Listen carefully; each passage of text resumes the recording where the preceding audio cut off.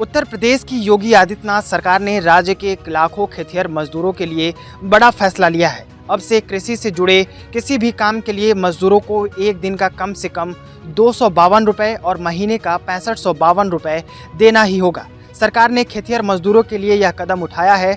अब मजदूरों से काम कराने वाले लोग इससे कम मजदूरी नहीं दे सकते हैं। सरकार ने यह भी साफ किया है कि अगर कोई मजदूर पहले से इस नई दर से ज़्यादा पैसे कमा रहा है तो उसकी मजदूरी में कोई कटौती नहीं की जाएगी, वह आगे भी वही बढ़ी हुई मजदूरी पाता रहेगा। इससे पहले भी सरकार ने ई श्रम पोर्टल के जरिए करोड़ों असंगठित मजदूरों का रजिस्ट्रेशन करवाकर उन्हें सरकारी योजनाओं से जोड़ने का काम किया था। अब मजदूरी की यह नई दर उसी दिशा में एक और मजबूत कदम माना जा रहा है। इससे न केवल मजदूरों का भला होगा बल्कि खेती के कामों में भी स्थिरता आएगी। सरकार ने इस नए नियम को बहुत साफ तरीके से समझाया है। यह नियम हर तरह की खेती पर लागू होगा, चाहे वो गन्ने की फसल हो, गेहूं की कटाई हो या फिर मंडी तक सब्जी पहुंचाने का काम। सभी के कामों के लिए कम से कम तय मजदूरी तो देनी ही होगी। खेती में काम करने वाले मजदूरों के लिए योगी सरकार ने यह नया नियम बनाया है। हालांकि यह फैसला सिर्फ खेती में काम करने वाले के लिए नहीं है, बल्कि उन सभी लोगों के लिए है जो पशुपालन, मुर्गी पालन, मधुमक्खी पालन या मशरूम उगाने जैसे कामों से जुड़े हैं। इसका मतलब है कि इन सभी कामों में लगे मजदूरों को कम से कम 252 रुपये प्रतिदिन की मजदूरी मिलेगी। सरकार का यह कदम गाँव में मेहनत मजदूरी करने वाले लोगों की जिंदगी को थोड़ा और आसान बनाने और उनकी मेहनत का सही मूल्य दिलाने की दिशा में एक बड़ा कदम हो सकता है।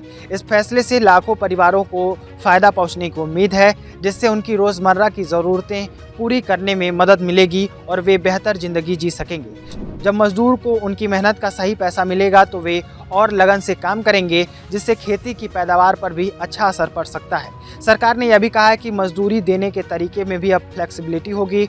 मालिक चाहे तो कैश में यानी नगद रुपए दे सकते हैं या फिर कुछ हिस्से कैश में और कुछ हिस्सा अनाज के रूप में भी दे सकते हैं। इसके अलावा अब डिजिटल पेमेंट जैसे कि सीधे बैंक अकाउंट से पैसे ट्रांसफ़र करने का ऑप्शन भी दिया गया है, ताकि लेन देन में पारदर्शिता बनी रहे। हालांकि यह साफ किया गया है कि चाहे किसी भी तरीके से पेमेंट हो, कुल मजदूरी तय की गई दर से कम नहीं होनी चाहिए। डिजिटल पेमेंट को बढ़ावा देने से ग्रामीण इलाकों में मॉडर्न बैंकिंग सिस्टम का भी इस्तेमाल बढ़ेगा। सरकार ने उन मजदूरों के बारे में भी सोचा है जो कुछ घंटे के लिए काम करते हैं। उनके लिए यह नियम बनाया गया है कि प्रति घंटे की मजदूरी एक दिन की मजदूरी के छठे हिस्से से कम नहीं हो सकती। इससे कम समय के लिए काम करने वालों का भी हक सुरक्षित रहेगा। एक और अच्छी बात यह है कि अगर किसी मजदूर को पहले से ही इस नई दर से ज़्यादा मजदूरी मिल रही है तो उसकी मजदूरी कम नहीं की जाएगी, बल्कि उसी बढ़ी हुई मजदूरी मिलती रहेगी।